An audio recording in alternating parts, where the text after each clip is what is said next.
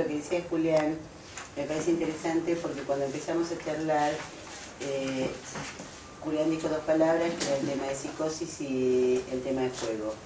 Y lo primero que deberíamos formularnos es, no hay aproximación diagnóstica, teniendo mucho cuidado porque nosotros decíamos, de lo que se trata no es del diagnóstico, pero no hay aproximación a lo que allí puede suceder en el ámbito de un niño, sino es a través del ámbito del juego.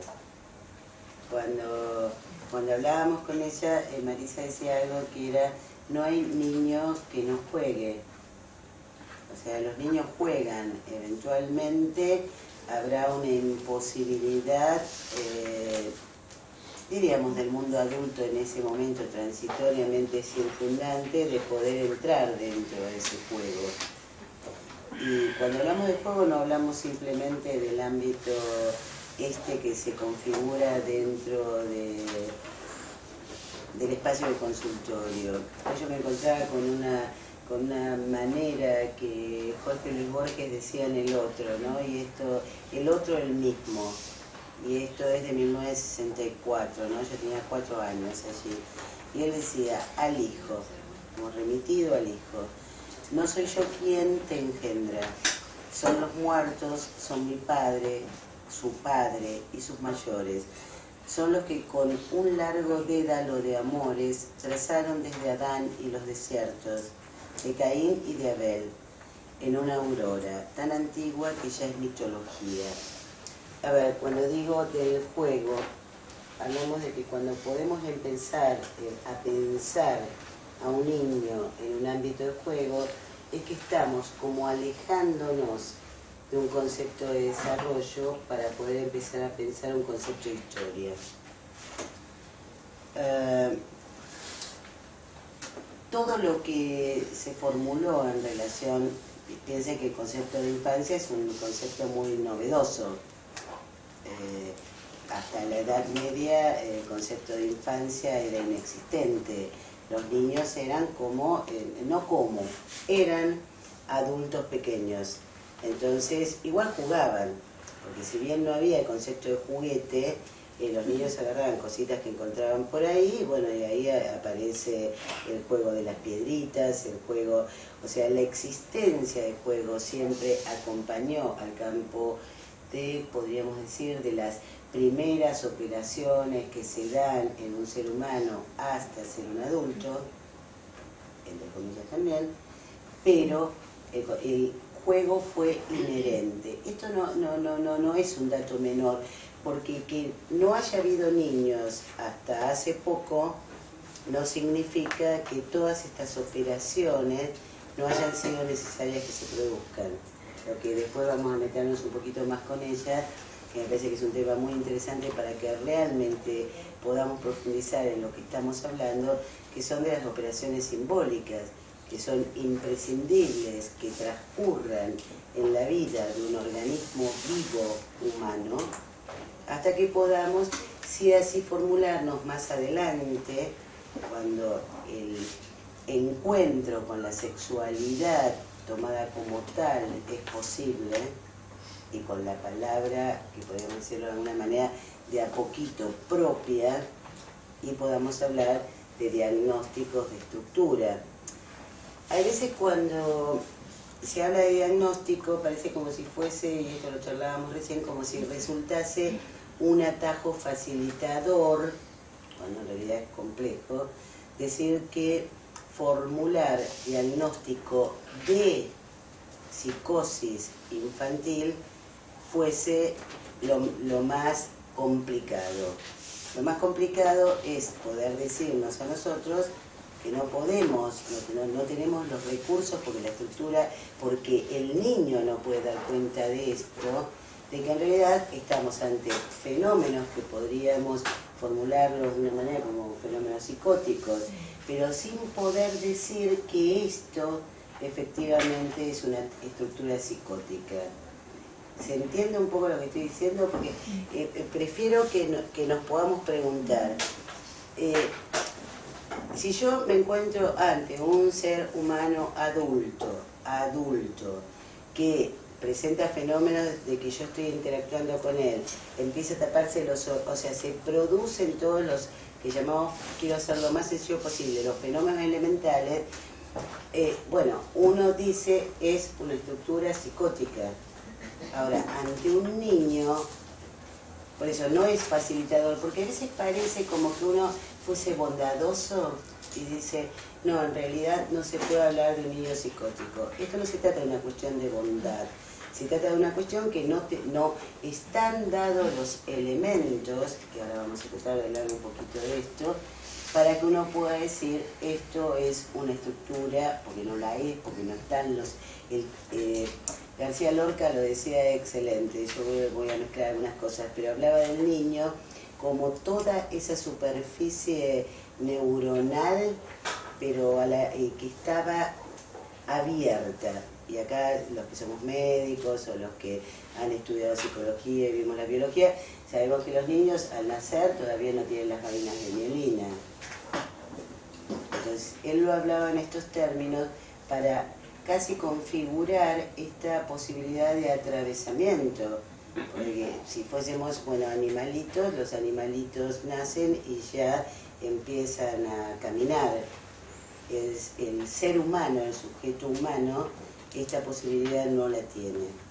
Entonces desde ahí un poco nosotros nos queríamos situar desde la dificultad, porque a veces el diagnóstico es tranquilizador, pero tranquilizador no por tontería. Si nosotros configuramos cuál es nuestra práctica, uno diría, y bueno, ¿sobre qué nos sostenemos? Sobre una teoría, sobre la supervisión, sobre el propio análisis, pero fundamentalmente eso lo volcamos a ese otro, que es el sujeto, niño, adulto, adolescente, puber, que viene a manifestarnos algo. En el niño esto lo tenemos que pensar con una labilidad. O sea... Claro, por eso decíamos que preferíamos pensar como en presentaciones psicóticas, si ustedes quieren, ¿no? Un montón de elementos que es lo que vos estás diciendo que tienen que suceder para que la estructura se consolide, ¿no? Una cosa que aporta Freud que me parece que es muy valiosa cuando Freud mismo se pregunta si es dable o no el psicoanálisis con niños. Y uno de los obstáculos, él dice, los padres reales siguen al lado del niño y tienen absoluta influencia. Entonces, ¿qué hacemos? Esto es un elemento que va en contra de decir que la estructura se consolidó. Es neurótico, es psicótico, es obsesivo. No lo puedo decir. Hay muchos elementos por los que todavía no. Entre otros, llegar al segundo momento de la sexualidad, ¿no? Vamos en un primer momento. Pero que los padres estén presentes de un modo tan importante en la realidad del niño hace una diferencia enorme, ¿no? Enorme. En esto vamos a configurar esto como pensábamos recién de la mielina. Lo digo porque acá hay un organismo vivo, que tiene toda una primera instancia que se prolonga en el tiempo, ¿no? Yo a veces digo, cuando pienso, todos deberíamos volver a releer, que fue casi contemporáneo, y fue contemporáneo a Freud, Abraham, que hablaba de toda la teoría y de la teoría libidinal. Freud toma mucho de esto, toma de esto para después hablar de lo que se llama la teoría de la sexualidad infantil. O sea, Freud viene a decir de pronto en la época victoriana que los niños son perversos polimorfos. Esto que parece, y que ojo, nos pasa a todos en la clínica un cierto olvido de lo que quiere decir la perversión polimorfa. O sea, la perversión polimorfa de lo que nos está hablando, que la libido, ya veámosla desde el lugar que queramos, de la teoría que querramos, no se deposita en un sitio y no queda depositada en ese sitio. Recién Marisa me comentaba, y ahora la voy a invitar porque vamos a hacer así, vamos a hacer de cuenta que somos un binomio de un significante que remite a otro, un monstruo de dos cabezas, que va a ir tratando de transmitir la clínica, la complejidad de la clínica y la complejidad de la incertidumbre que genera la no posibilidad de diagnóstico contundente hasta lo que ella recién planteaba, que es la resignificación que se produce a posteriori de la pubertad. Para que podamos entender algo, no es caprichoso, no es benevolente el decir que no podemos, creo que algunos habrán leído, que esto me parece interesante, cuando en el seminario 1 Lacan plantea el tema, cuando Rosine Lefort plantea el lobo. Entonces que se armó una discusión de gente mucho más avisada que todos los que estamos acá. Porque a mí me gusta esto de psiquiatras en formación, porque estamos todos en formación. Y decían, bueno, pero no podemos articular un devenir. O sea, no sabemos, justamente por todo esto de lo que estamos hablando, de que francamente esto termine siendo tal cosa.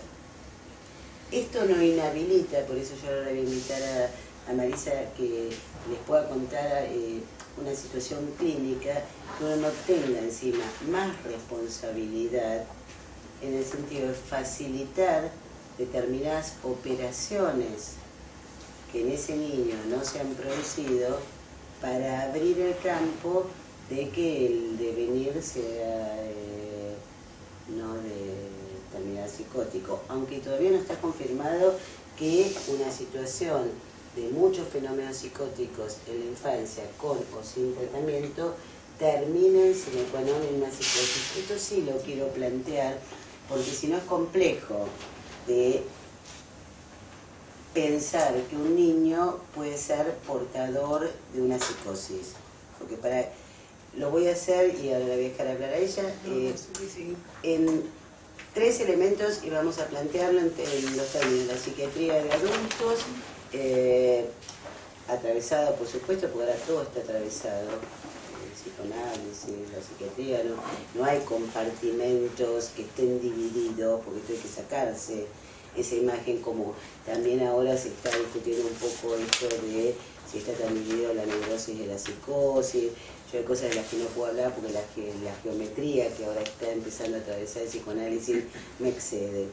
Pero digamos, tenemos dentro de la psicosis, no me voy a perder en todos los otros cuadritos en el medio, pero sí 3 fundantes: la esquizofrenia, la paranoia y las del humor, que es lo que podríamos hablar de los procesos más maníacos o los más depresivos.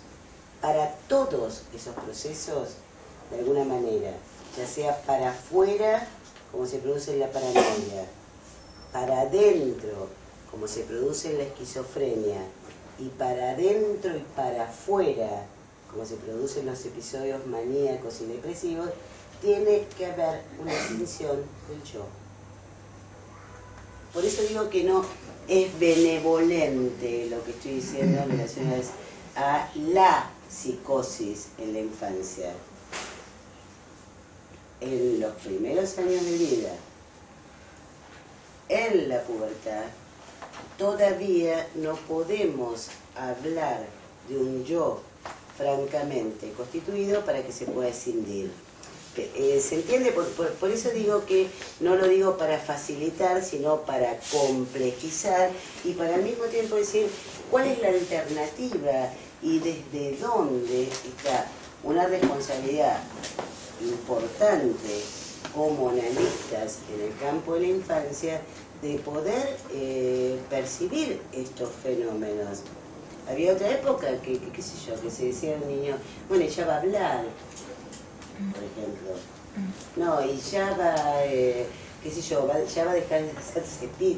Muchos habrán escuchado, qué sé yo, de seres humanos que hasta los 17 años hicieron pis en la cama y que estaba esto de el ya va a suceder.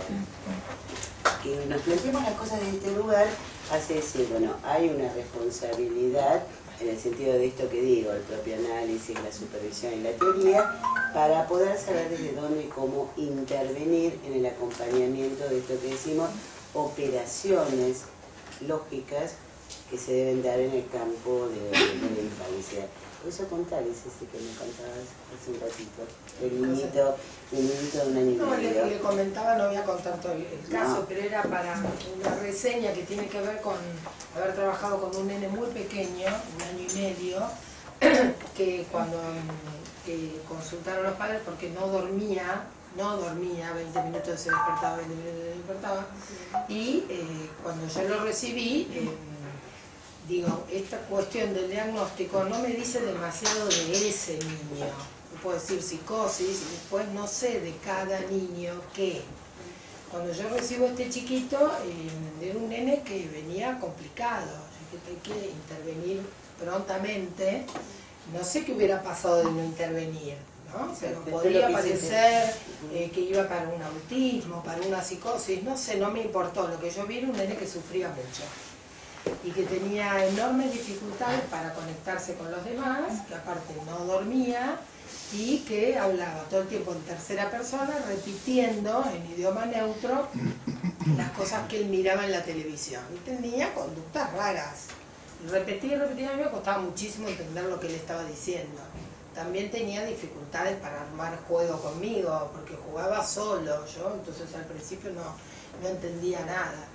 La familia, los padres, no importa, una bola de angustia era lo que rodeaba todo el nacimiento, el embarazo, el nacimiento, de parte de la madre, muy angustiada, no había tenido casa, iba de casa en casa, estaba en lo de la suegra, bueno, muchas circunstancias muy complicadas, y el niño había tenido varias caídas, al cuidado del padre se había caído varias veces.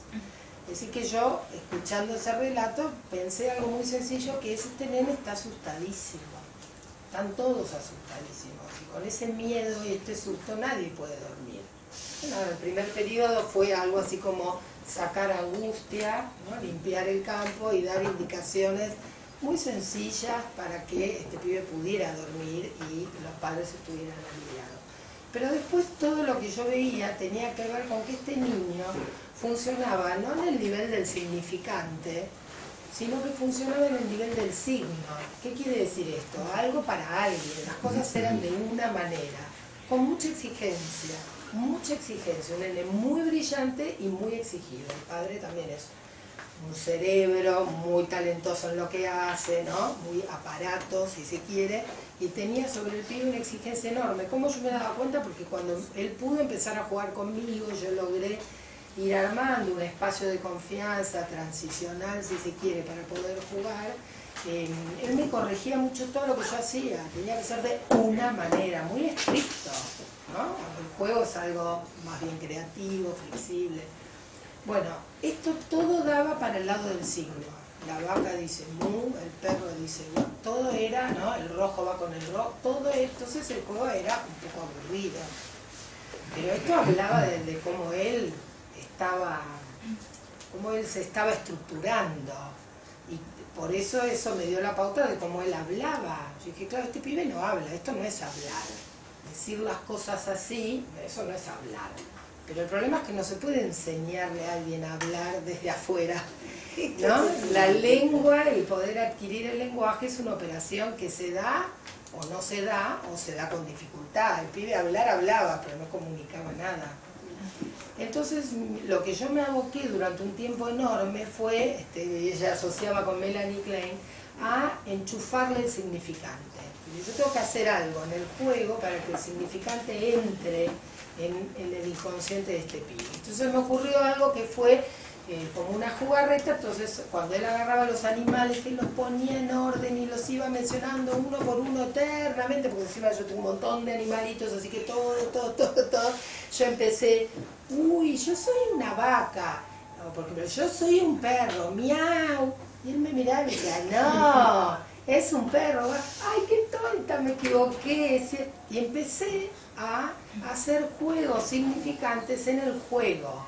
Después ¿no? Yo me equivocaba, después decía, no, miau, miau, me decía, pero es un perro. Y él empezó a reírse con esto, del asombro, de la cosa. Empezó a reírse y esto se empezó como a metonimizar, y a partir de ahí fue un antes y un después. Porque yo insistí mucho con esta línea que tiene que ver con las operaciones que el significante trae a los humanos, que son la metáfora, la metonimia, la condensación, el desplazamiento, ¿no? Las cosas no son de una sola manera. Esta fue una de las operaciones que el juego me permitió, y fue efectivo en la cuestión de ir probando, con lo cual él empezó a hablar muchísimo mejor y empezó realmente a padecer el efecto de eso, lo que los padres me dijeron es que en ese tiempo él empezó a dormir mal de vuelta, se angustió. Y yo pensé en esto que Lacan mismo dice, que no es sin violencia, y usa esa palabra, que entra en el viviente el significante, ¿no? Que uno lo que no se entienda, hagámoslo secular, claro, porque digo, pregunta, esto sí, que sí, ella está sí. diciendo es importantísimo. Que uno lo articula, yo estaba pensando que es otra que hay que leer, en Piero Lanier, sobre la violencia y la interpretación. Claro. O sea, cuando hablamos de este primer periodo de la infancia y cuando vemos fenómenos realmente perturbadores, o sea, porque vieron que ahora hay un abanico impresionante desde el punto de vista descriptivo, que va desde los chiquitos que no duermen. Ahora yo me quiero detener en esto que comentaba Marisa, porque para mí una de las cosas prioritarias en la primera infancia es tratar de historizar el sueño del niño, y ahora nos vamos a abocar a esto. Cuando hablamos de la violencia y la interpretación, es que sí o sí, porque si no parece teoría esto de que el discurso es el discurso del otro.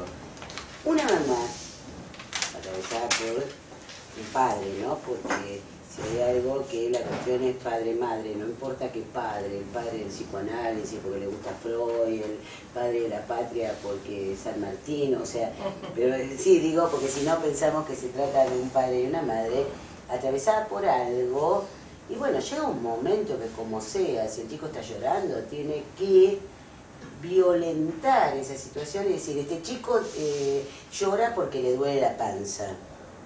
Después verá, qué sé yo, le tira el cuerito, lo lleva al pediatra, pero da una palabra a esto.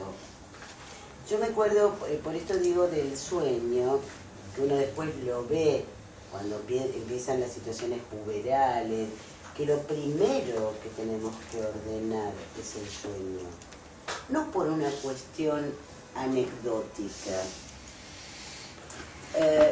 Esto es una cuestión fundamental. Yo escribí una sola cuestión en mi vida, que fue la reverenda madre de todos los cantares. Que sí, porque si era así, era las reverendas madres de todos los cantares. Estamos empezando a hablar de la constitución más pequeñita, después otro día, o todos ustedes alguna vez pónganse a investigar un poco más con el tema del autismo, que es complejo y yo lo separo absolutamente del tema de la psicosis, ¿no? Pero hablemos de las reverendas madres de todos los cantares. Si yo ahí me puse a investigar las nanas de García Lorca, de cómo las madres hacen dormir a sus niños. Es horrible, porque le dicen cosas espantosas. Una de las que yo me vi, bueno, y Freud lo trae con esto del señor arenero, que si los nenes no se dormían les tiraba arena en los ojos para que se queden ciegos. Después tenemos el cuco, después tenemos uno que era un cantar que la madre le decía que si no se dormía lo tiraba porque ella se tenía que ir con su amante. Esto... Viene el diablo blanco y te come bueno, por ejemplo, y viene el diablo blanco y ¡pum! Esto es este campo donde la mamá también, atravesada por un padre, ¿no? También se fastidia y no queda fascinada por ese niño que termina siendo un signo en esto que articula. Entonces, si no despejamos, el niño que no duerme es porque ahí hay un mundo que perturba eso de que se pueda descontar por un rato, vamos a decirlo desde los puntos de vista más biológicos, para crecer. Ese niñito que entonces se duerme, porque nadie lo sigue jodiendo. Porque el nene que no duerme está bajo los efectos casi, diríamos, de la tortura china. Articulándolo con esto que pensaba, y en serio, la tortura china devenía después en fenómenos psicóticos. En esto que decíamos, bueno, que no es, por eso digo que decir que no podemos, en realidad no deberíamos, diagnosticar psicosis no quiere decir que no nos encontremos con fenómenos psicóticos. Yo lo primero que diría, si a la consulta, así el nenito sea absolutamente divino, normalito, todo, qué sé yo, y que la mamá me dice no duerme nunca, así no sea cierto, porque hay madres que te dicen no duerme nunca, y cuando empezás a preguntarle, el chico duerme un montón, y en realidad ella querría que durmiese, que yo, 14 horas. Ya ahí es cuando uno debería estar un poquito atento, porque hay algo en esto que decía Marisa, de que los padres siguen siendo reales, que va a seguir operando sobre ese niño y que ahí sí hay que escucharlo porque estamos en un terreno muy complejo. Cualquier ser humano que por determinada cantidad de tiempo no duerme, o el relato es que no ha dormido, los efectos no son menores.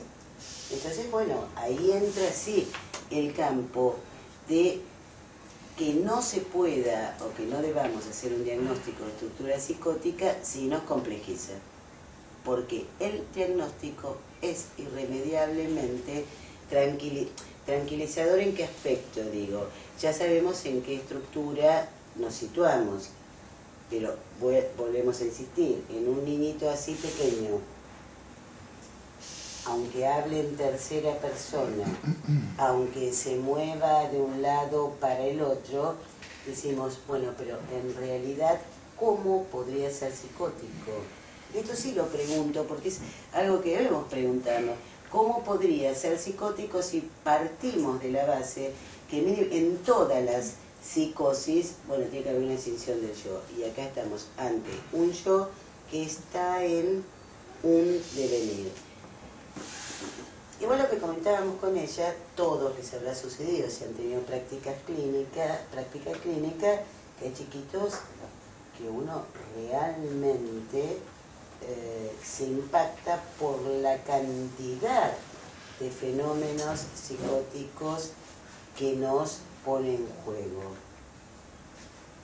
Entonces ahí también la cuestión es nuevamente que no podemos estar del lado de la inocencia. Marisa, cuando hablábamos por teléfono y decíamos esto, todo niño juega, me gustaría que ella lo explaye mejor, porque lo sabe decir mejor que yo, estamos diciendo que cualquier cosa lo que va a poner en movimiento es la capacidad allí del analista, en su trípode, cualesquiera sea la teoría que sea, la supervisión que sea, y de, bueno, ahí tengo que meterme en algo analítico, que es el propio análisis, porque si hay puntos de uno que no pudo darle alguna vueltita de tuerca, si bien decía Lacan que el amor es dar lo que no se tiene, nos manejamos en un campo un poco simbólico. Entonces ahí sí quiero que ella explique un poco qué es esto de que no hay niños. Claro, yo primero, cuando hablamos de juego, es que hay que pensar que el juego es, lo hago así porque la nomenclatura que Lacan usa, que el juego es una atribución del otro. O sea, que algo sea juego o no sea juego va a depender de lo que nosotros vamos a atribuirle. Cuando Freud arma el juego del Fordá, primero dice, ese chiquito tenía el hábito molesto de tirar por fuera de la cuna un carretel. Primero era un hábito molesto. Gracias a que él observó y estaba pensando, dijo, ah, no, está jugando la partida de la madre. Es decir, que él decidió en ese momento y atribuyó juego a eso. ¿Esto por qué lo digo? Porque un chico puede estar comiendo en su sillita, tira la cuchara, y la madre que no tiene idea de qué se trata, pues pero ¿podés dejar de molestar y tirar la cuchara todo el tiempo? ¿Qué está haciendo? Interrumpe un juego que es muy importante porque tiene que ver con elaborar la pulsión de dominio, con elaborar algo que tiene que ver con lo que desaparece, con lo que yo puedo arrojar afuera, el for y el da. Es un montón de operaciones lógicas que el niño está tratando de armar. Se le interrumpe, no importa, el inconsciente insiste y el niño las va a armar de otras maneras. En un punto no importa y en un punto sí, porque recibimos niños que padecen de juegos, digamos así, que es una idea de Jorge Fuckelman y de Marta Beising, con quien yo me formé, no es una idea mía, que ellos proponen, en vez de pensar síntomas, pensar juegos que han sido interrumpidos, es decir, juegos que no se pudieron jugar. Y la estructura, la subjetividad quedó de algún modo fijada o trabada en ese punto. Primera cuestión, atribución del otro. Eso es muy importante porque cuando recibimos niños en el consultorio, ¿a qué vamos a llamar juego y a qué no? Si quiere abrirme el cajón de mi escritorio, yo voy a decir, no, no hagas eso, o voy a pensar que eso es un juego, lo voy a acompañar, lo voy a bancar, lo voy a soportar, o qué voy a hacer con eso. Tengo que saber yo qué pienso, qué es juego y qué no es juego. Porque el juego tiene una característica que tiene una adentro y una afuera. Hay cosas que son juego y otras que no. Si vamos a jugar a algo y vos me vas a lastimar el ojo, eso ya no es juego, porque el juego deja por fuera algunos elementos que son los que tienen que ver con lo real. El riesgo, la muerte, la sexualidad, todo eso queda fuera del juego. Cuando algo de eso entra, el juego se interrumpe.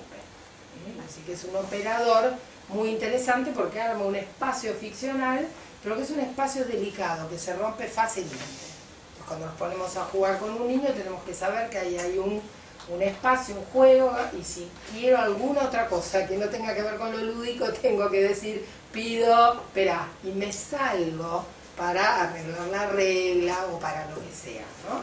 Fuera y adentro del juego.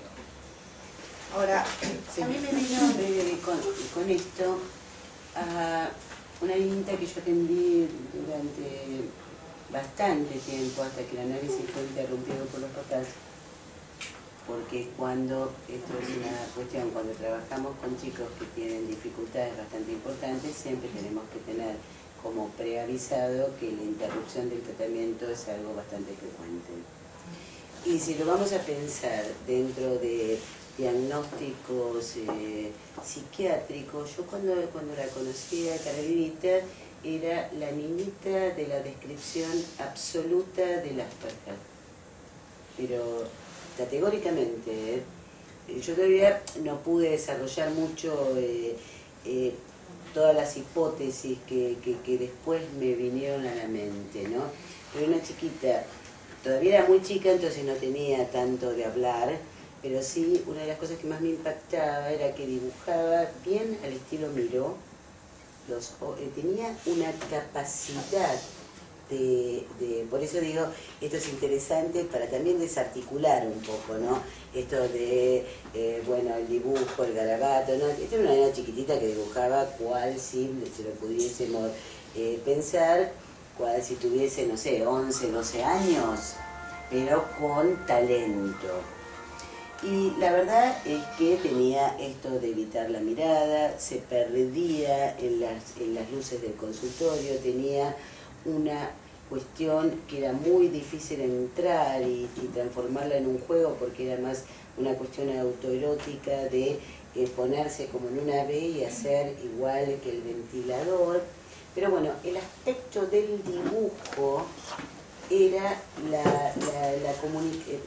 el campo de mayor juego, y pintábamos y dibujábamos, hasta que ella dibuja todas las entrevistas con los papás, si bien había cosas muy difíciles, que me gustaría contarlas, porque en realidad la mamá se estaba por casar con un hombre, este hombre se suicida, para hablar de esto, de la historia y el desarrollo, ¿no? De cómo la historia tiene que estar por encima del desarrollo de un niño, la historia que lo atraviesa. Esta mujer había estado con un hombre, se estaban por casar, tenía todo el ajuar, etcétera, etcétera, se suicida el partener. Ella decide que igual se quiere casar y se casa con un señor bastante esquizoide, porque tenía características bien como si fuese medio como un retraso, pero que no era del todo, porque aparte era como un retraso, no era malo, era un señor así malo. Es otro tipo de diagnóstico. Es otro diagnóstico. Sí, porque fue malo porque un día que Carolinita con crayones pintó una pared, bueno, se enojó, le pegó, le gritó, era un señor malo. Una nena que dibujaba hermoso, pues era malo, o envidioso, qué sé yo. Entonces, esta gente se va con todo su ajuar, y la mujer se va con todo el ajuar, o sea, se casa con el ajuar de el hombre anterior, el que se había suicidado.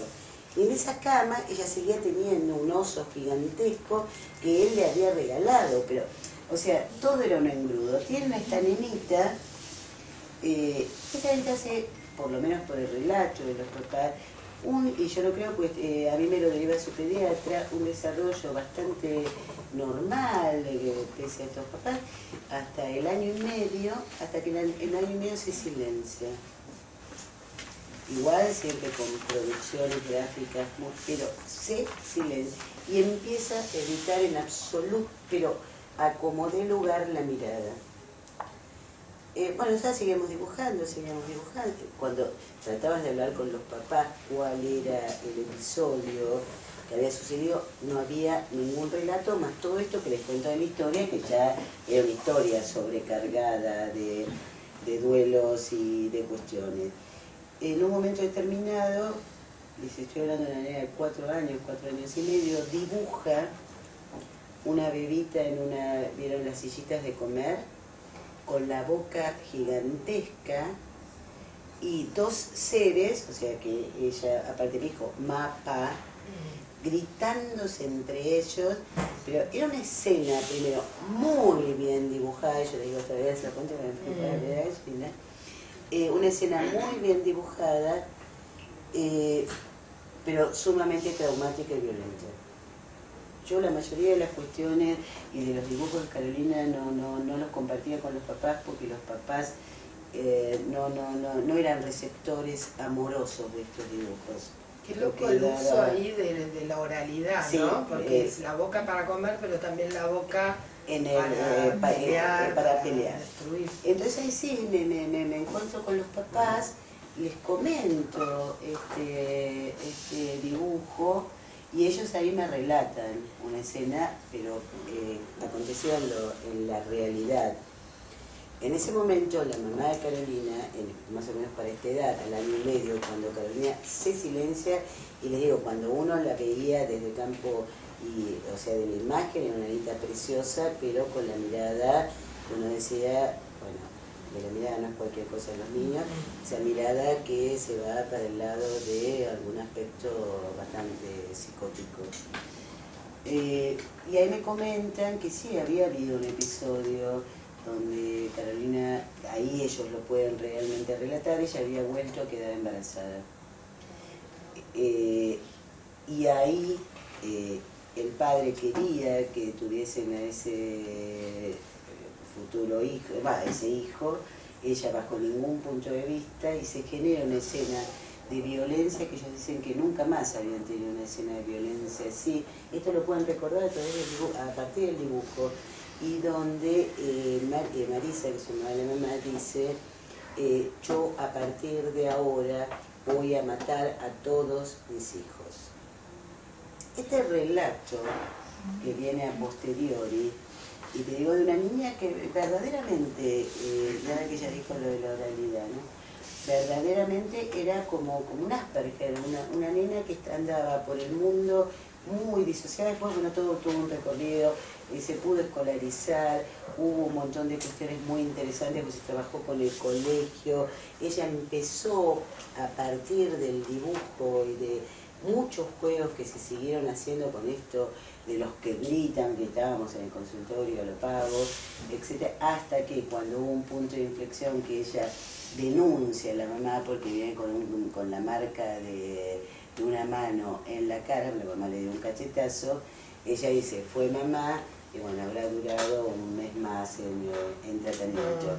Y con esto de la realidad es interesante, porque por eso digo que no hay posibilidad de implicancia si uno ahí como analista no va volviendo algo que no sabemos si es un juego o un juego. Yo ahí me la banqué excelente, jugamos con los dinosaurios, con la veracidad, pero cuando yo me voy, termino todo el consultorio, yo tenía esta paleta que tenía un tratamiento de conducto que había funcionado excelente desde los 18 años, nunca había pasado nada. Cuando estoy subiendo al auto, ahí sí rechiné los dientes del enojo que tenía porque me la habían sacado de tratamiento y me vuelo la paleta, o sea, me rompo la paleta. Digamos, entonces volvemos a lo mismo. no es más sencillo o no es un atajo esto que decimos, bueno, tengamos, y sí, lamentablemente no podemos decir psicosis infantil, sí podemos hablar de fenómenos psicóticos en los cuales a través del campo de juego el analista pone el cuerpo, pero el cuerpo como soporte imaginario. Sí. Esto me toca de eso. Igual me quedé dos cosas de lo que vos estás diciendo. Que pensaba, hay un término que está en desuso y que incluso está mal visto, que es el de defensa. Como esta chica que se silenció, pero lo bien que hizo también, ¿no? Como los síntomas a veces son defensa a el goce del otro, la hostilidad del otro, ¿no? Porque cuando ella habló, sopapo y te la arrancaron del tratamiento. Entonces digo, la idea que está en desuso, no se piensa ya como los mecanismos de defensa, un síntoma como una defensa, pero los bebés en la primera infancia hay mucho de esto. A veces la evitación de la mirada es una defensa a no mirar una cara, una mirada melancólica, mortífera que viene del otro, ¿no? Eso por un lado. Y por otro lado, nada, que trabajamos con el tema de la transferencia y repetición. Entonces a veces pasan estas cosas en que se repiten transferencias, la hostilidad o lo que sea, y es muy difícil en ese punto manejar para que no puede no repetirse, ¿no? Tiene que pasar por el tratamiento al mismo tiempo, eso a veces hace que el tratamiento también se interrumpa. Y ella ahora me dio pie nosotros teníamos razón, esto era para pensar en la constitución de los niños un montón de tiempo. Y cuando ella habla de esto de defensa, está diciendo, y a mí me remite a dos posiciones posibles también en la infancia, que muchas veces son interpretadas como si fuesen psicosis infantiles y en realidad verdaderamente son mecanismos de defensa. Digamos, el irse para adentro de un niño, o sea, cuando se retrotrae, que si lo quisiésemos homologar con la psiquiatría de adultos, uno podría pensarlo como una cuestión más esquizoide, más de disociación. Y, a ver, porque tenemos que meternos en el super-yo materno, que el super-yo materno es voraz, o sea, este niñito brutalmente atemorizado ante esto que planteaba Marisa, que es una mirada letal, mortífera, un campo allí que si hablas, te movés, decís o cantás, te mato. Esto en términos reales, el niño como mecanismo, y a mí me gusta, porque esto es del orden también de lo kleiniano, que Klein en este aspecto era maravillosa cuando hablaba de las cuestiones. O el niño responde con su cuerpo, exacto, y se silencia o hace sitio, o responde con el juego. Si puede jugar, porque el juego es una pantalla al goce del otro, eso es lo que tiene de salvador. Por eso los niños se estructuran en base al juego, ¿no? Se puede pensar el juego como una pantalla a lo real, al goce del otro, ¿no? Es decir, que si un niño puede armar un juego, elaborar, hacer activo lo pasivo, como dice Freud, está protegido de eso, pero cuando no puede, responde con su cuerpo, y son las psicosomáticas, o con sus síntomas, o con un mutismo, o con una desorganización. Bueno, los niños que mueren tempranamente, porque esto también es todo otro tema, y más lo que estamos dentro del ámbito hospitalario. Yo ahora en cualquier momento la calabaza, la carroza se me transforma en calabaza, pero después la dejo con ella, y ella incorporó un tema que también me da pie, que es el tema del goce. Entonces, vamos a pensar a los adultos. Uno dice, una esquizofrenia, al final de cuentas, lo real, lo imaginario y lo simbólico no se pueden terminar de anudar, el goce vuelve sobre uno. Entonces tenemos las esquizofrenias y después nos metemos en todas las posibilidades de la esquizofrenia, pero digamos esquizoidía, para adentro. los fenómenos que los llevamos al extremo y es la catatonía. Tenemos el otro polo, que es donde se pone el goce se pone afuera, entonces estamos en el campo de la paranoia. Entonces, esto es importante, porque el paranoico que vive al otro como hostil, el otro dice al que hay que matarlo, muchas veces se interpretan fenómenos de la infancia que también son defensivos. Defensivos lo digo para decir, para poder incorporarlo dentro del campo de juego, ¿se entiende? Porque si yo pienso que este niño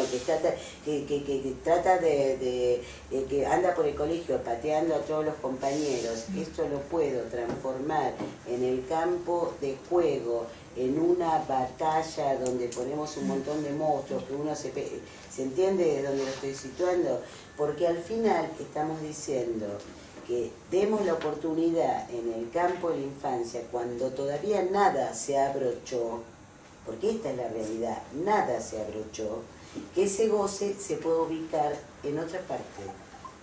El campo que era lo que planteaba recién Marisa, ahí, no el intento, transformar ese acto en tanto y cuanto no esté puesto en juego la sexualidad, en tanto y cuanto no haya riesgo para uno y para el otro, que no podemos incorporar el campo de juego, esto pues si no sería, bueno, se quiere tirar por la ventana, bueno, entonces dale que a lo mejor vuela, entonces ahí estaríamos locos, pero digamos, en tanto y cuanto lo podemos incorporar ahí, no es una cuestión de buena voluntad, es que desde el nacimiento hasta el ingreso en el comercio sexual, las operaciones todavía no se han terminado de anudar. Esto es lo que de pronto me parece más importante transmitir.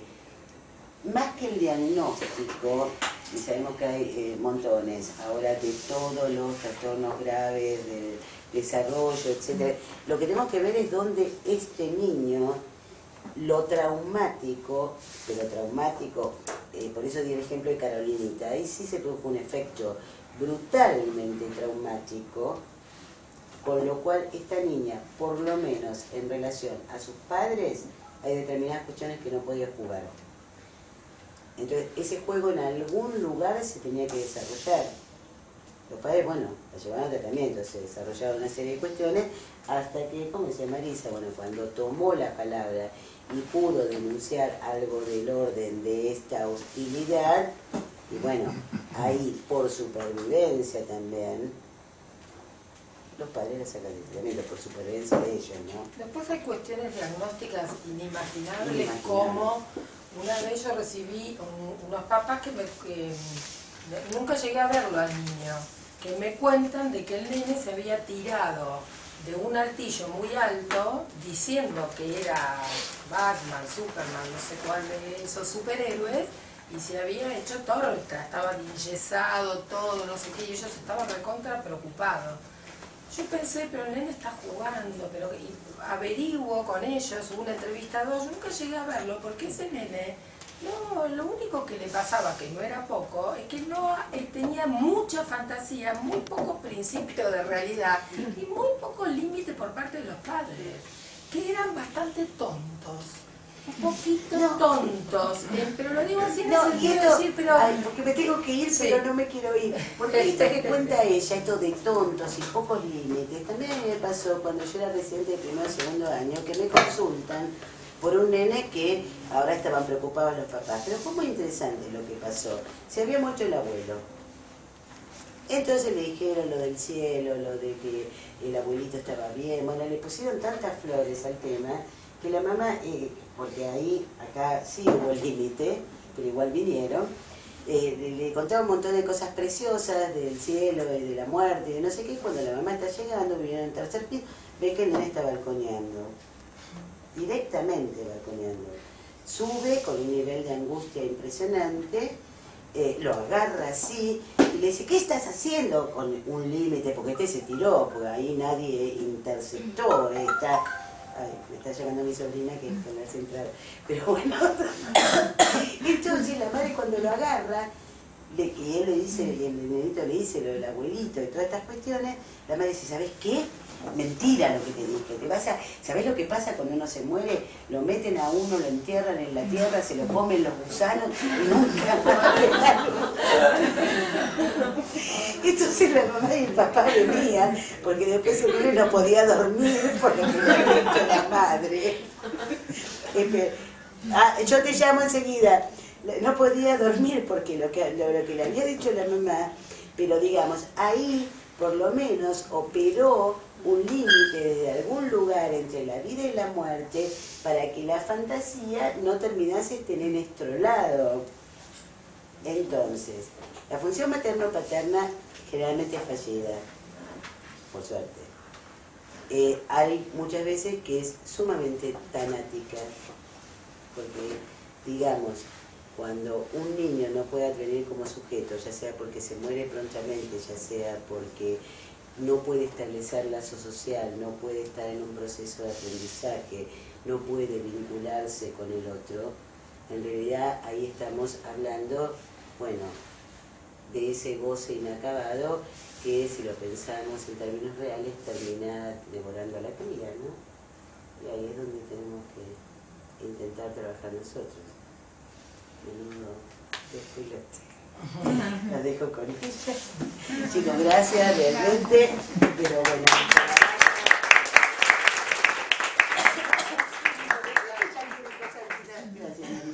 Y gracias a ustedes, en serio, un gusto infinito. Gracias, Julián, por presentarse. ¿Una semana guardia? Sí. Mañana lo voy. Gracias, Julián. Me voy corriendo. ¿Hasta qué hora tenemos, Julián? ¿Cuánto? 3 minutos más. Hasta las 9. Ok. ¿Quieren preguntar algo hasta acá? ¿Comentarios? Retomo entonces un poco la idea de por qué yo dije o pienso que es imposible hablar de niños si no es en relación a la categoría de juego. Esto viene a cuenta de que muchas veces me preguntan, ¿pero un niño psicótico juega? Yo digo sí, es un juego trabado, es un juego que todavía no se instaló, no se desarrolló, sí, pero juega. Si es niño, juega. Es decir, pienso al juego como una categoría que precede a la infancia y al niño, así como el lenguaje. ¿Y por qué el juego nos sirve o es el operador para trabajar con los niños? ¿Por qué? No es por un capricho, es por razones de estructura y de estructuración. Porque Freud pensó la sexualidad estructurada en 2 tiempos, ¿no? Un primer tiempo, que es la primera infancia y la latencia, y un segundo tiempo, que es en la pubertad. Cuando nosotros recibimos a un puber, a un adolescente, a un adulto, lo podemos poner perfectamente a social. Viene porque le pasa algo, cuenta lo que le pasa. Es lo que hacía Freud con las histéricas, que tenían un síntoma conversivo y entonces se le paralizaba la pierna, entonces le pide asociaciones. Bueno, pero ¿qué le parece? ¿Con qué tiene que ver? Entonces la histérica asocia y por recuerdo trae una escena vivida en este primer tiempo, un trauma.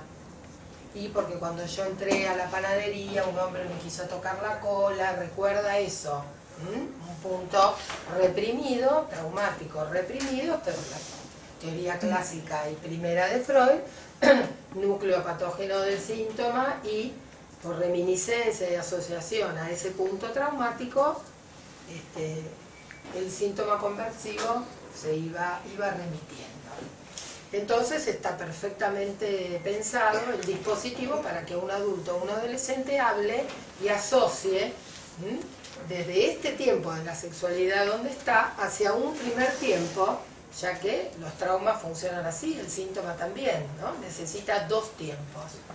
Y se resignifica ese núcleo traumático desde la actualidad hacia atrás. Es el tiempo que el psicoanálisis usa de la retroacción. Pero cuando yo atiendo a niños, yo estoy en este primer tiempo, no estoy en este tiempo. Quiere decir que yo no tengo a dónde mandar al niño, por eso yo no los pongo a asociar ni a hablar de lo que le pasa. Este es uno de los argumentos. porque el síntoma, el sufrimiento, el juego interrumpido, le está pasando acá en la actualidad, en este primer tiempo. Entonces, no remite a nada. Es por eso que podemos decir que este es uno de los argumentos que decimos que el niño no es un adulto. Entonces yo no es que recibo un niño y le digo, bueno, contame qué te pasa. ¿Y vos qué pensás? ¿Por qué te pasa esto? ¿Con qué podés asociar? Con nada. No puede asociar con nada porque la infancia es una pura actualidad. El niño va siendo niño. Por otra parte, no sabe mucho lo que le pasa. Si nosotros le preguntamos, va a decir, y no sé, puede repetir algo del discurso materno, paterno, o va a decir que no tiene idea, no sé, o va a decir, no sé, preguntarle a mi mamá. Otra vez este peso de que el otro real, ¿no?, que son los padres, son los que saben, o se supone que saben del niño y están al lado de él criándolo. Entonces, como yo no lo puedo poner a asociar, como el niño todavía está en este primer tiempo de la sexualidad, es que los niños usan un lenguaje que es el del juego. Hay una conferencia que capaz conozcan, que es de Ferenczi, que se llama Confusión de lenguas, la pueden buscar porque en internet está, Confusión de lenguas entre adultos y niños. Ferenczi prepara esta exposición para un congreso y él lo que quiere trabajar ahí, que no viene al caso, no es lo que a nosotros nos importa, pero nos sirve igual, es qué pasa en la relación de un niño y un adulto que hace que un adulto abuse sexualmente de un niño. Esta es la pregunta que lo motiva a él a escribir ese trabajo. Entonces él dice, diferencia y dice que el niño y el adulto tienen lenguajes distintos. El niño tiene, según él lo llama así, el lenguaje de la ternura, y el adulto tiene o maneja el lenguaje de la pasión. Con pasión se refiere al erotismo, y el niño, la ternura, él dice, el niño es autoerótico y no tiene la misma pasión que el adulto. Entonces, él dice, el abuso sexual infantil sucede porque un niño tiene fantasías lúdicas, él lo llama fantasías lúdicas, o sea, de jugando, y quiere jugar con el adulto a quien quiere mucho, un adulto con el que él quiere, y quiere jugar a algo, a su fantasía, a la mamá, a la maestra, y le propone un juego. El adulto, que también quiere mucho a este niño, se erotiza, confunde los lenguajes y responde, no lúdicamente, no de jugando, sino que responde en serio, desde su erotismo, y comete el abuso. Entonces ahí cuenta que el niño lo que va a hacer es por culpa y por amor a ese adulto, no decir nada, bueno, y relata cómo es la lógica del abusador y del abusado. Traigo esto porque nos sirve para pensar y no confundir los lenguajes. El adulto tiene el lenguaje de la pasión, está respecto del erotismo, de la posibilidad del coito, de la posibilidad de la reproducción. Entonces vamos a decir que el adulto es responsable de sus goces, de los goces que lo habitan, y el niño está en el tiempo de la ternura. Eso no quiere decir que el niño, esto es absolutamente freudiano, no tenga sexualidad, no tenga deseos, no sea autoerótico, no se masturbe, no disfrute, no estoy diciendo eso, pero digo que el fin de su sexualidad no es el erotismo entendido como en este segundo tiempo. Entonces, si nosotros tenemos claro esa diferencia de lenguaje, no queda otra que ofrecer trabajar con el lenguaje que el niño usa, que es el del juego, que es el de la ternura, el de la fantasía lúdica, el de dale que, ¿no? Esto es para ubicar por qué el juego es el operador que sirve para poder llegar, ¿no?, al niño y tener un lenguaje en común y poder trabajar el padecimiento de los pibes. Por otra parte, hay toda una discusión respecto de, vieron que se discute jurídicamente si se baja la edad de imputabilidad de los niños. ¿A qué edad los ponemos en la cárcel? ¿A los 18, 16, 15, 14, 12? A los 12, un niño responsable de lo que hizo a los... Esa discusión muy complicada, jurídica, es también algo que tiene que ver con lo psi, en el sentido de poder nosotros pensar si los niños son responsables éticamente de los goces que lo habitan. Cuando un niño le pega o empuja a otro en el colegio, o cuando un niño está mirando la tele y se está masturbando, se está tocando, ¿Es responsable en el sentido ético de lo que está haciendo? Yo pienso que no, que en la infancia no podemos decir que el niño es responsable subjetivamente y éticamente de los goces que lo habitan, porque no tiene la menor idea de los goces que lo habitan. Porque todavía, segundo tiempo de la sexualidad, no ha hecho una elección de objeto sexual ni de deseo, no es homosexual, no es heterosexual, no es sádico, no es masoquista. Yo no puedo, ¿no?, ubicarlo respecto de la sexualidad en una responsabilidad de goce, a eso me refiero. Entonces, ¿qué voy a hacer? Voy a ver por qué ese niño pega, voy a ver por qué no para de masturbarse, si la consulta es, como he recibido, porque se masturba compulsivamente, voy a escuchar a los padres, voy a ver qué juego el pibe no está jugando, pero no lo voy a culpar en el sentido ético de la responsabilidad o responsabilizar de eso que le está pasando, lo voy a ayudar. Y eso es una diferencia enorme entre niños y adultos, por eso sí podemos trabajar con adultos cuando vienen a analizarse que quieran ser responsables de lo que les pasa, que quieran buscar la verdad, ¿no?, y que éticamente se hagan cargo, se impliquen en ese padecimiento que están teniendo, si no, no tengo sujeto para trabajar. Hay varios lugares donde Freud trabaja el tema del juego y que son muy útiles para entender cómo el psiquismo del niño se estructura en el juego. Uno muy importante es El poeta y la fantasía.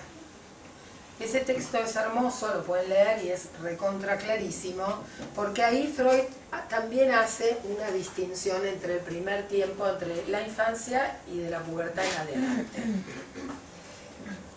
Él dice ahí, dice que los niños juegan, que todos los niños, que el juego realiza deseos, a la manera del sueño, no de la misma manera, porque el sueño son imágenes y el juego son actos, son acciones, jugamos con el cuerpo, armamos. Pero es una manera que los niños tienen de realizar deseos, súper importante para la constitución del sujeto que pueda realizar deseos de alguna manera. Sobre todo en una época de la infancia donde el niño está alienado al deseo del adulto 100%, mucho, ¿no? Hacen lo que los padres le dicen, o no hacen lo que los padres le dicen, pero el parámetro es el deseo del otro. Van al colegio y hacen lo que los maestros les dicen. El juego sería un espacio donde el niño puede realizar sus propios deseos, que de a poco van siendo propios, ¿no?, porque justamente está en alienación al deseo del otro. Entonces dice que el deseo de todo juego para todo niño es el de ser grandes. Y esto es muy genial, porque si lo vemos, el que juega a Superman, a Batman, a la mamá, al soldado, al maestro, al doctor, a lo que estemos jugando, siempre son figuras del ideal. Figuras que tienen que ver con los adultos que lo rodean, con el entorno. Por suerte, es así. Cuando hay niños graves, lo que pasa es que esos juegos todavía no se dan. Y no juegan en general a ser grandes, juegan a juegos que parece que fueran en chino, que nos cuestan mucho entender. Estoy generalizando, pues cada niño juega a lo que puede o a lo que quiere. Dice algo muy importante, dice que los niños para jugar apoyan el juego, dice así, apoyan su juego en objetos reales de la realidad, objetos tangibles, dice, de la realidad, llamados juguetes.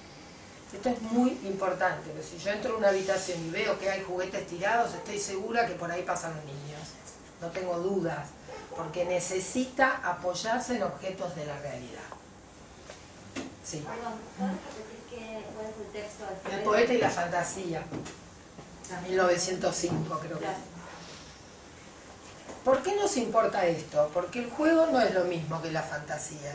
Es absolutamente distinto. Justamente en ese texto Freud dice que después los adultos, salvo los fetichistas, esto agrego yo, no van a necesitar objetos de la realidad, porque el adulto después tiene fantasías. Entonces dice, los niños hacen castillos de arena, los adultos hacemos castillos en el aire. Yo me puedo tirar en la cama y fantasear, que es una especie de juego, no necesito armar un castillo, yo puedo imaginarme cosas sin hacer nada. Los niños no. No quiere decir que los niños no imaginen nada y no tengan fantasía, pero en general lo que predomina es el juego con la manipulación de objetos, y esto desde muy tempranísima edad. Es una de las funciones maternas que Winnicott dice que la madre tiene que tener para el niño, es la presentación de objetos. Enseguida, un sonajero, un osito, un cunero, una mantita, un chupete, objetos. Justamente como la estructura subjetiva es tan, lo voy a decir mal a propósito, precaria en el sentido de desamparada y en formación, es que necesita de objetos para constituirse. Y esto Freud lo dice. Con lo cual es muy importante, porque entonces acá tendríamos, en este primer momento, si seguimos la lógica de ese texto, tenemos el juego, y en un segundo momento, ya pasada la pubertad, tenemos la fantasía. Por eso, para los que gustan de Lacan o han leído algo, saben, es que Lacan dice entonces que el juego es lo que antecede al fantasma, es el precursor del fantasma. Él dice en un seminario muy complicado que se llama Problemas Cruciales del Psicoanálisis, en una clase él dice: el juego es un fantasma que se ha tornado inofensivo. ¿Qué quiere decir? Que si fuera ofensivo sería el verdadero fantasma, la fantasía fundamental. Imagínense un perverso, una fantasía sadomasoquista. El niño no tiene ese tipo de fantasía, pasa por una etapa que es sádica, ¿no? Canibalística y sádica, dice Freud. Juega a matar. Es muy distinto a esto, es un fantasma que se ha tornado inofensivo. Con ese juego no le hace mal a nadie. Sin embargo, por más que juego, en ese mismo texto Freud dice que algo que caracteriza al juego es que el niño se lo toma como algo muy serio. Es divertido, sin embargo, se mete en el juego de manera muy seria, por eso nunca quieren dejarlo. Decir, bueno, quedan 5 minutos, la sesión va a terminar, no quieren. La mamá le dice, pará de jugar, tenés que venir a comer, andaba, no quieren. Es, ¿no?, su mundo simbólico, ese espacio donde ellos lo toman muy en serio. Con lo cual, si trabajamos con niños, tenemos que tener ese respeto y esa seriedad por eso que va a pasar ahí.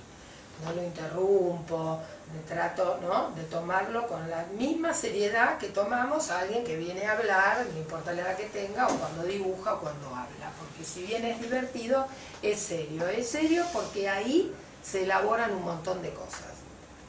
Freud dice, el juego le sirve al niño para hacer, que es algo de que todo juego responde a eso, es insuficiente, pero sucede con todos los juegos. Dice él, es la manera que el niño tiene de elaborar lo que pasó en el día y de hacer activo lo que sufrió pasivamente. Y si ustedes simplemente observan cualquier niño, lo van a ver. Viene de un cumpleaños, está excitado, no sé qué, llega a su casa, se pone a jugar y seguramente va a elaborar en ese juego algo de lo que acaba de vivir. Y lo va a transformar, dice Freud, en una realidad más agradable para él. Eso es muy interesante porque sufrió algo, sufrió en el sentido de que X, que la pasó mal, vivió una experiencia y él la va a poner en el juego en los términos más agradables para él. Por ejemplo, en el juego del nieto de Freud, del Fordá, eso se ve clarísimo. El nene se angustia porque la madre se va. ¿Qué hace el niño? Agarra el carretel y lo tira. Ahora, él es el agente de que algo se vaya. Él era el objeto abandonado, ahora él es el agente que hace que algo salga, andate, como si dijera chao, te vas, ¿no? Vamos terminando. ¿Preguntas? ¿Quieren?